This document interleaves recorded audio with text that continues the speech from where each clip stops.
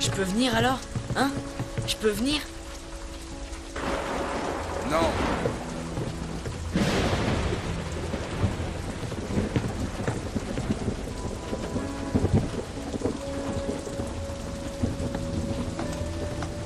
Pourquoi tu n'emmènes pas Cory? Tu es dur, ça lui ferait du bien de débarquer un peu.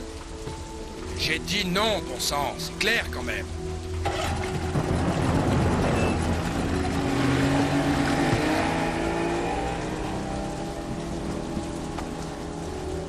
Qu'est-ce qu'il a?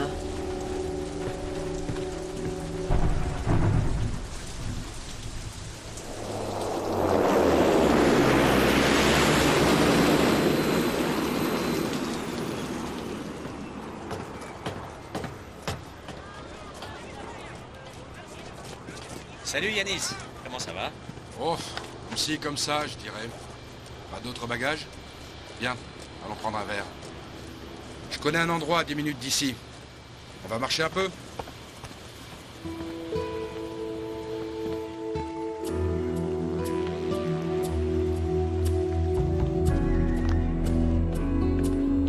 Je ne sais pas par où commencer. Commence par le début, ça aide en général. D'accord. Nous étions à Papouas, en Nouvelle-Guinée, et nous tournions un film sur les crocodiles géants. On va voir des crocodiles géants? Et ils sont vraiment dangereux? Oui, très dangereux quand ils sont sur Terre. Ils sont capables de sauter sur leur proie. On raconte que les femelles dévorent leurs petits. Et maintenant, on va aller vérifier si c'est la vérité. On a remonté la rivière Sépic pendant 3 jours, jusqu'à ce qu'on arrive au village où on savait qu'un homme blanc parlait le dialecte local.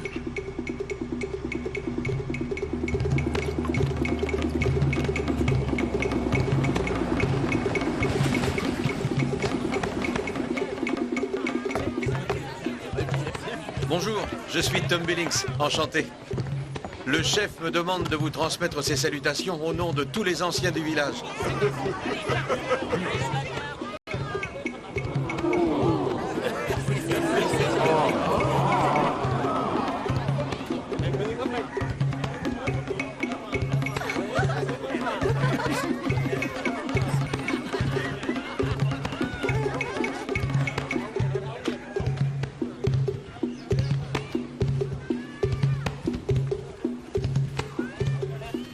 Il y avait cette femme. Elle ne s'exprimait pas comme si elle était folle, mais plutôt comme si elle parlait vraiment à quelqu'un d'autre.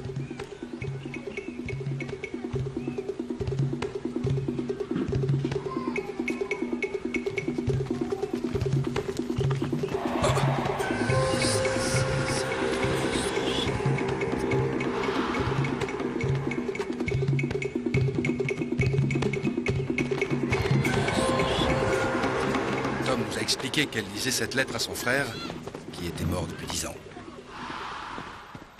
Et pour les Yatmouls de ce village, comme pour les Papous d'ailleurs, les morts continuent à vivre parmi les vivants. Je te raconte ça, c'est un détail, mais je trouve que ça pose bien le décor. Tom accepta de nous emmener en expédition avec les Papous pour voir les crocodiles géants.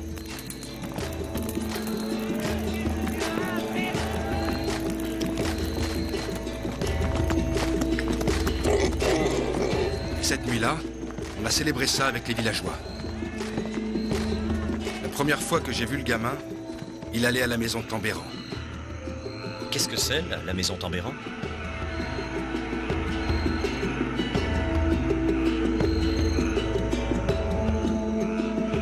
La maison des esprits. C'est là que les hommes prennent les décisions et qu'ils pratiquent leur magie. Quand on est arrivé au village, les anciens étaient en train d'initier les jeunes.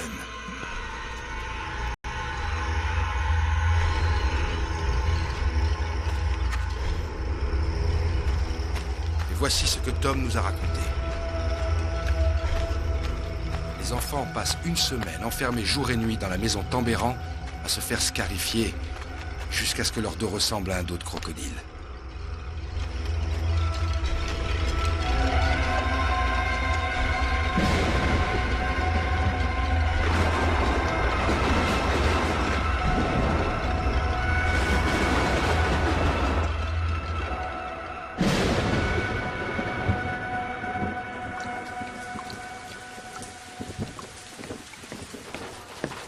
N'arrivez pas à croire qu'ils puissent faire ça à leurs enfants.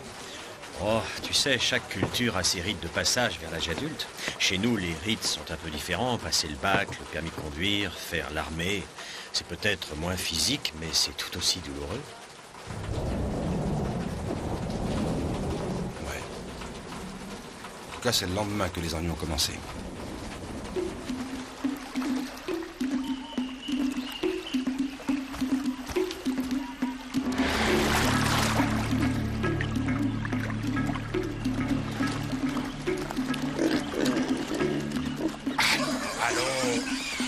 Allez, ça va, lâchez-moi un peu, là. Laissez-moi respirer.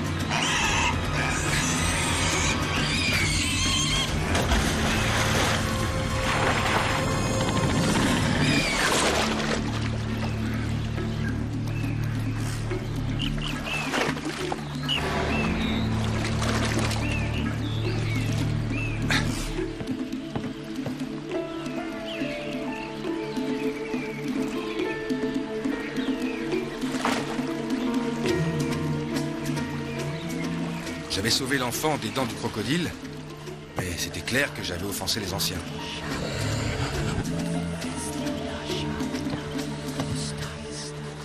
En fait, c'était à cause du cochon, celui que j'avais balancé pour sauver l'enfant. Les cochons sont très importants pour les papous. Si j'ai bien compris, ils les considèrent comme des sortes d'intermédiaires avec le monde des morts, tu vois. À cause de moi, tout le village avait peur. Vraiment peur. Et ils étaient convaincus que l'esprit du crocodile allait vouloir se venger.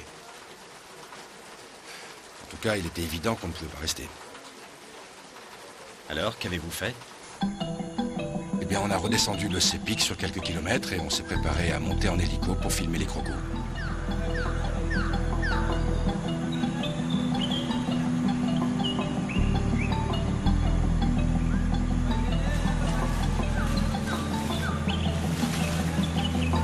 Quelqu'un arrive.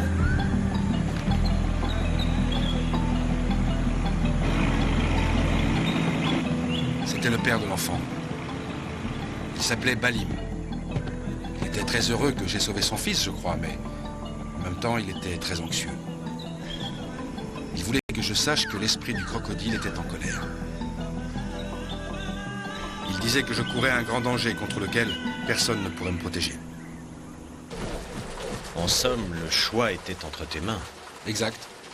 Soit on remontait le fleuve en canot pour aller sur place avec quelques hommes de la tribu, soit on sautait dans l'hélico pour aller au hasard voler 3 malheureux plans de crocodile. Et alors, qu'est-ce que tu as décidé?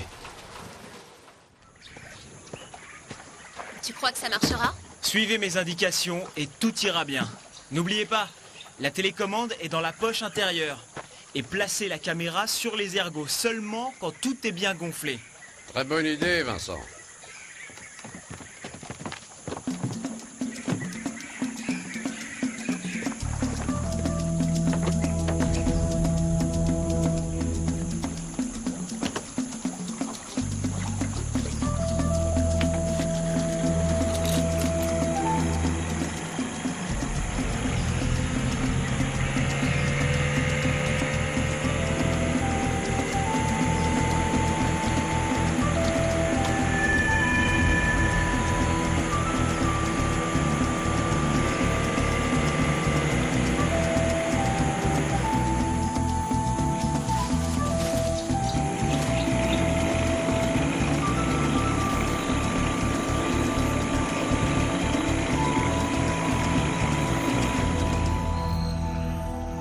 Il nous a fallu 1 jour et demi pour rallier le site où les crocodiles viennent frayer.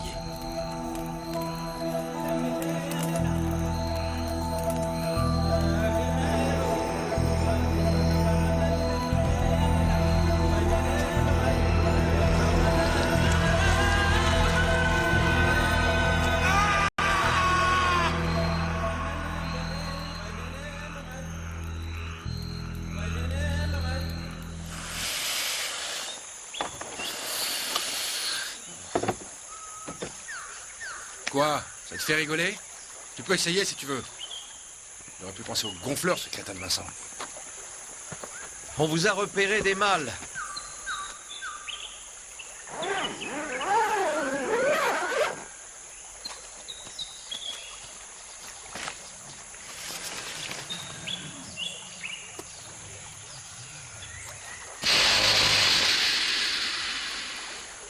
Tu crois qu'ils vont se battre?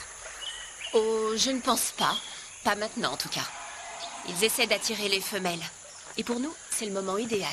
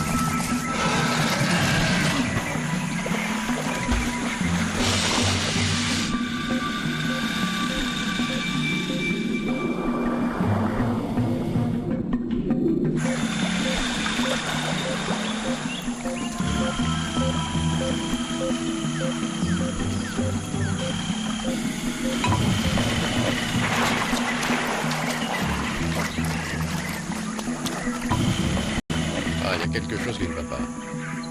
L'hélice a dû se prendre dans des herbes. La caméra continue à tourner.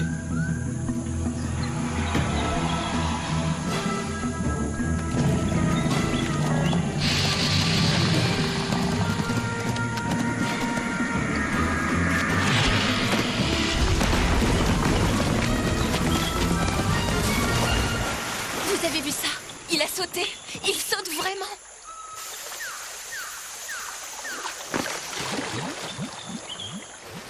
J'imagine la joie de Rena.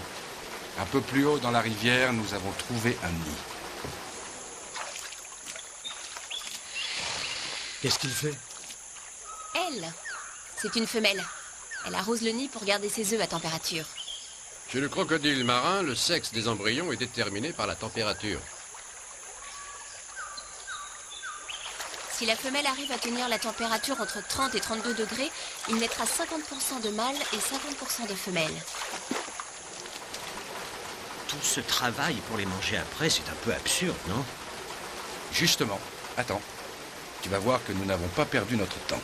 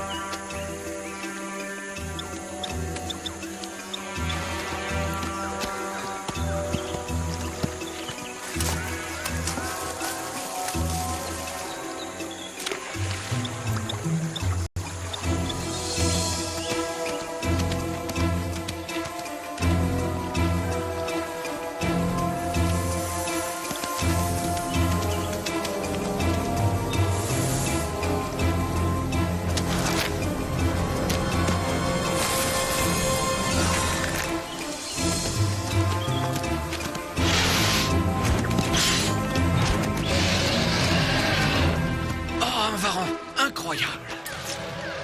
Il semble bien que ce soit lui qui ait mangé les œufs, pas la mère. Ah, surprenant. Mais et vous avez filmé tout ça? Ah oui, tout. C'est la fin d'une légende. En fait, la Médée des mers du Sud est une super maman.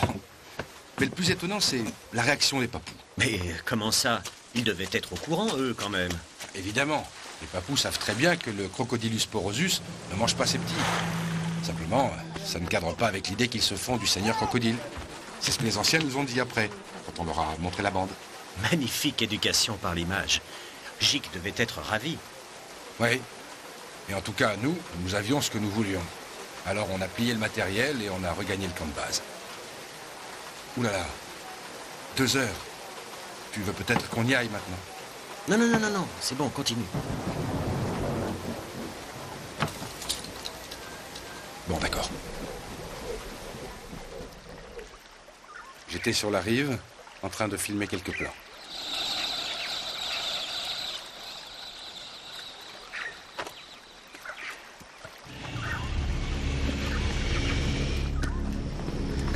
Yanis!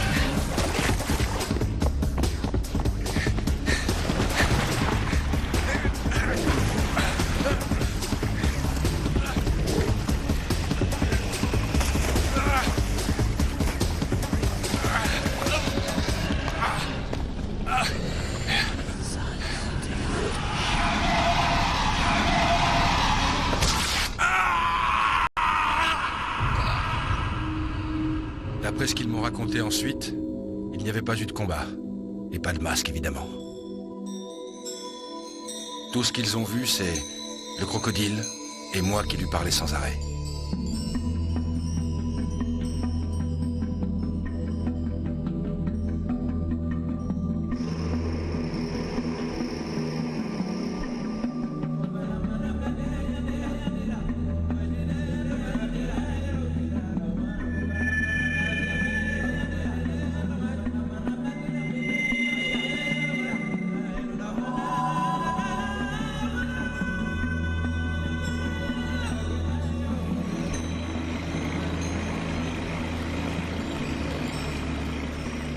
Qu'est-ce que tu lui racontais?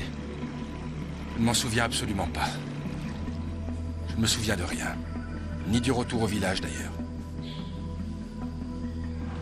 Quand je me suis réveillé, j'étais sur le ponton. Et tout le village était là. Selon eux, c'est évidemment au talisman que je devais la vie. La rencontre avait apaisé l'esprit du crocodile et j'étais à nouveau bienvenu au village. Mais moi, maintenant, j'en rêve la nuit, Jean-Paul. Je n'en peux plus. Je voudrais simplement comprendre. Mais comprendre quoi? Tous ceux qui ont regardé le crocodile dans les yeux sont morts. Sauf moi. Alors j'ai besoin de comprendre. Mais pourquoi? Si on pouvait tout comprendre, la vie n'aurait plus d'intérêt. Tu es en vie, Yanis. Alors sois heureux. Oui, je sais. Je sais que tu as raison. Mais je... Tu es en vie et la femelle du Crocodilus porosus ne dévore pas ses petits. Avoue que le monde n'est quand même pas si mal fait, non?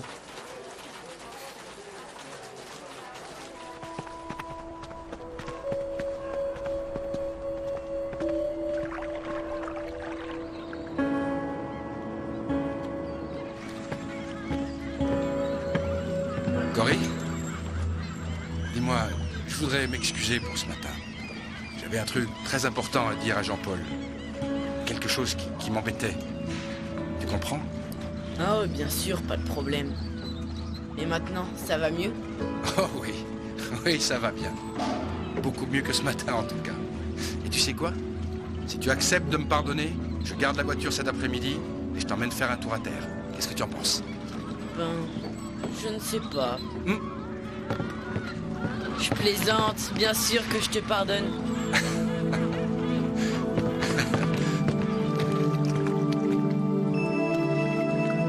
Alors, que dirais-tu si on allait déguster une bonne crème glacée?